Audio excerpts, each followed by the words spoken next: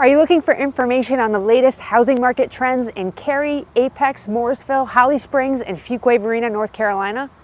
If so, good news, you've come to the right place. I'm here today with the January 2024 market update, so stay tuned. Here we go.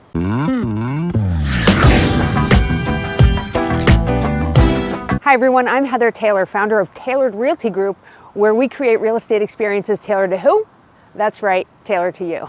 Okay, let's get into the January 2024 housing market update. By the way, it's fun to do these market updates on location. So today I'm hanging out at the newest park in downtown Cary, the Downtown Cary Park. This park was 20 years in the making and just recently opened. It's so stunning. It's like one of those parks they used to show the renderings and I thought, can they actually build that? Turns out they can. So if you're looking for something fun to do in Cary, come on down and check out Downtown Cary Park. Also, if you're enjoying my content, I'd love you to like and subscribe to my channel right now if you can. I mean, unless you're driving, in which case don't do that right now. That's a bad idea. Anyway, back to the real estate market. The real estate market can be complex and dynamic with various metrics that buyers and sellers should consider when making informed decisions. Today, I'll discuss 4 important real estate metrics that can shed light on the current market conditions and help guide your buying or selling strategies. I'll also discuss how numbers can be deceiving, and I'll break down a few numbers to help you better understand current market conditions. And if you stick around to the end, I'll include a tip for first-time homebuyers who may feel priced out of this area, and then I'll share my personal thoughts on the real estate market, on the state of the real estate market locally. And you probably know real estate is hyper-local, meaning what's going on in one location can be significantly different than what's going on in another nearby location. So rather than just give you information about the entire Raleigh area, I'm going to focus on the southwest suburbs of Raleigh, and I'm going to break the information into 2 geographical areas. The first is Cary, Apex, and Morrisville, so I'll group all those together.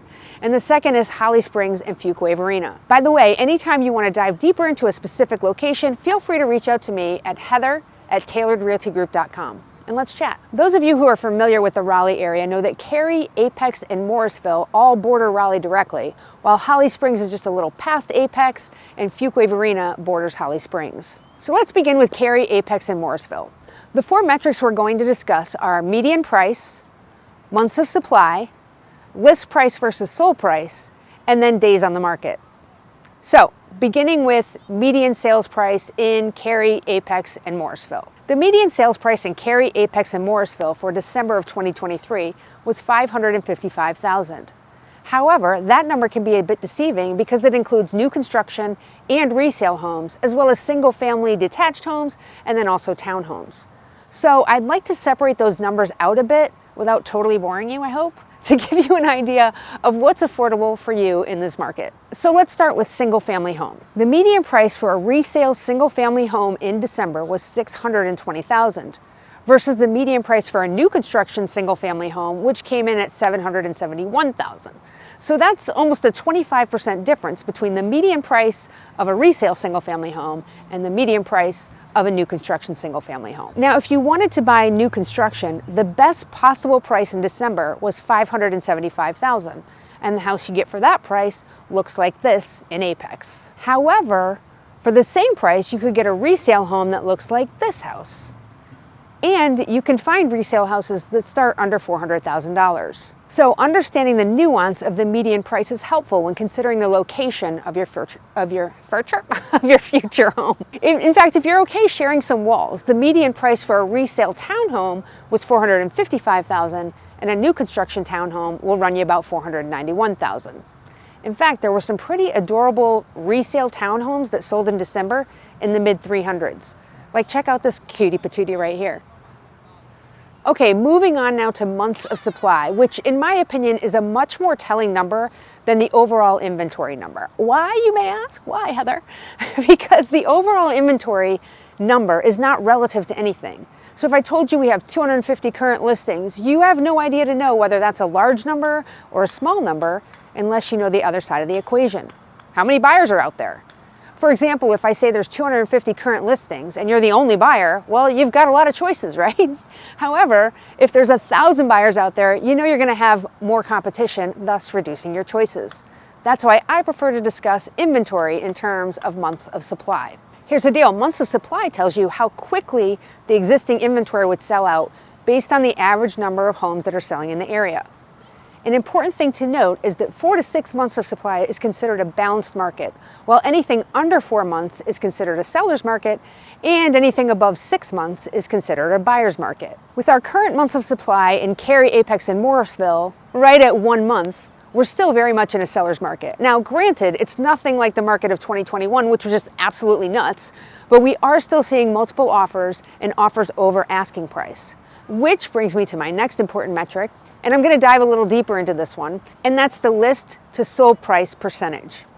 The list to sold price percentage is an important metric that reveals how close the final sales price was to the listing price. Currently in Apex and Morrisville and Cary, this percentage stands at about 99%, indicating that sellers are receiving offers very close to their asking price. This suggests that buyers are willing to pay close to the full listed amount, reflecting the competitive nature of the current market. But let's dive a little bit deeper into those numbers. I know you're like, woo, let's do it. All right, a little deeper into those numbers. For those of you considering making an offer anytime soon, you probably want to know, well, how many people are offering over, under, and asking price? And that's a great question. According to the MLS, 51% of the homes were sold under list price, 24% at list price, and 25% over list price. Let's go even deeper, you say. Awesome, let's do it. There's numbers that the MLS just simply cannot tell us, such as how much due diligence fee should I offer? This is an important number because, as you may remember, the due diligence fee is a non-refundable deposit in almost all circumstances in North Carolina. Now, back when the market was crazy, we were seeing due diligence fees over 10% of the asking price. What? It's true. I actually did a video about it. You can check it out. So fortunately, our friends at Jasper Mortgage Group track trends in due diligence fees based on the contracts they see come across their desk. Now, this offers us some really great guidance, but please keep in mind, these numbers are not town specific. They cover the entire Raleigh, Durham, Chapel Hill area, but still they offer us good data for guidance when making an offer. As of the week ending January 5th, the median amount offered for due diligence fee was 1.1% of the offer. Now, that's quite a change. I mean, based on a $500,000 sales price, that's the difference between putting somewhere around $5,000 non-refundable down and $50,000 non-refundable down. And that's huge and good info to know. Thank you, Jasper Mortgage Group. All right, now moving on to our final metric, let's discuss just how long it took to get a listing under contract in Cary, Apex, and Morrisville in December of 2023. Looks like the median days on the market were 12 days and the average was 24. What number do you prefer, median or average? Let me know in the comments. But however you cut it, houses are still selling pretty quickly, which falls in line with all the other data we have that's basically showing we're still very much in a seller's market. Okay, now let's take our numbers a little bit south to Holly Springs and Fuquay-Varina. Beginning again with median price, the overall median price for December in Holly Springs and Fuquay-Varina was $590,000. Again, that number is a bit deceiving because it could appear as though Holly Springs and Fuquay-Varina are more expensive to live in than Cary, Apex, or Morrisville. But generally speaking, that is not the case. So let's break down the numbers. For example, you could get something like this cute little home right here for just $319,000 in Fuquay-Varina, and something like this adorable home for $370,000 in Holly Springs. Now, for new construction single-family homes, the median price for Holly Springs and Fuquay-Varina was almost $722,000. That is 30% higher than the median price for a resale home, and this is where you'll find a huge discrepancy between the two towns that can certainly skew the numbers. And what I mean by that is the least expensive new construction home you could find in Fuquay-Varina would cost you around $365,000 and look something like this. But in Holly Springs, the least expensive new construction home you could find would cost you almost $684,000 and it would look something like this. Now, that is a huge difference between what you can buy just one town over for a single family new construction home. So can you see why digging into the numbers a little bit deeper so you have a better understanding of exactly what is going on is so important to really knowing the local market? Or are you like, no, Heather, I don't want to know that? Either way, you can let me know in the comments. Okay, so let's talk about townhomes. The median sales price for a resale townhome in December in Holly Springs and Fuquay-Varina was about $385,000. And the least expensive townhome sold in December was $286,000, and it looked like this.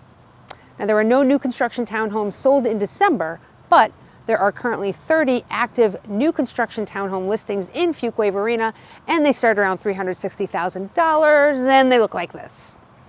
There's currently no new construction townhomes listed in Holly Springs. Okay, so moving on to months of supply in Holly Springs and Fuquay-Varina, we're looking at quite a difference from the Cary, Apex, and Morrisville area.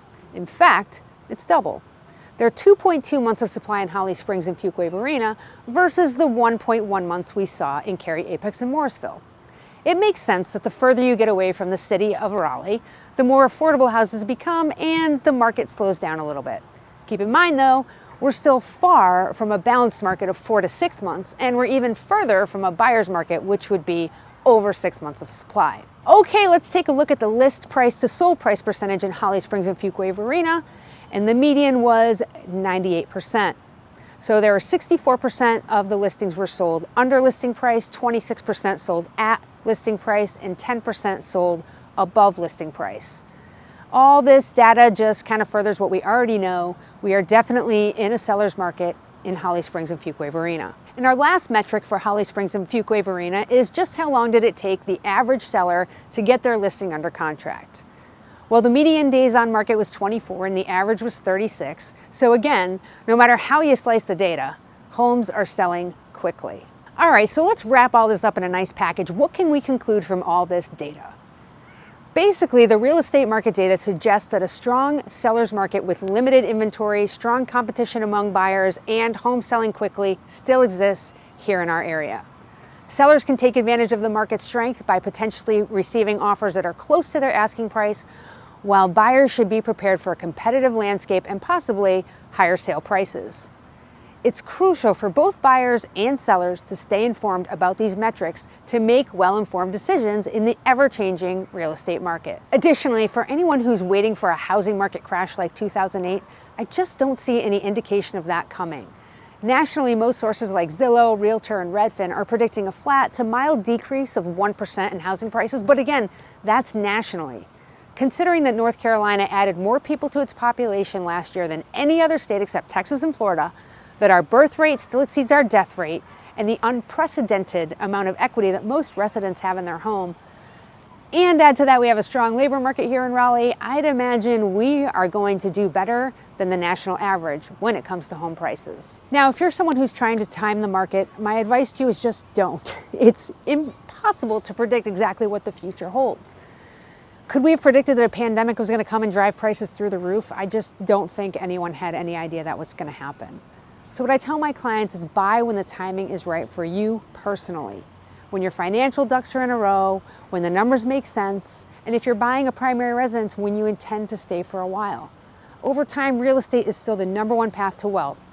It does take time, and when you're ready, I encourage you to jump in, regardless of where the market is at that time. All right, now if you're a first-time home buyer feeling priced out of the market as promised, here's my favorite tip for getting into the market. In fact, I've told my daughters to do this as soon as they get out of school and get a job. It'll be a few years, but it's called house hacking.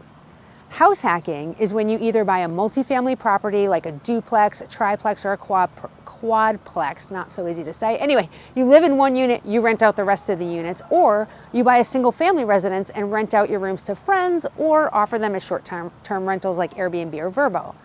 This strategy helps reduce your mortgage by the amount of your incoming rent, and you get to gain the equity over time.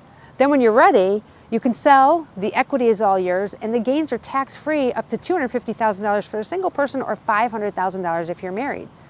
Then you can use that equity to purchase something that is closer to your dream house. So house hacking can be a great way to get your foot in the door of home ownership and start building your personal wealth.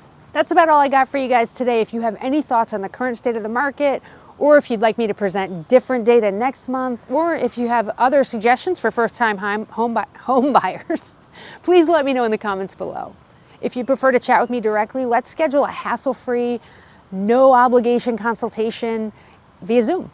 Either you can schedule directly using my Calendly link, which is found in the video description below, or you can reach out to me via text at 919-274-2499, or email heather@tailoredrealtygroup.com. You can also find me on Facebook and Instagram at Tailored Realty Group NC, or on TikTok at Tailored Realty Group. I look forward to talking to you soon. Thanks for watching my video. Enjoy the rest of your day.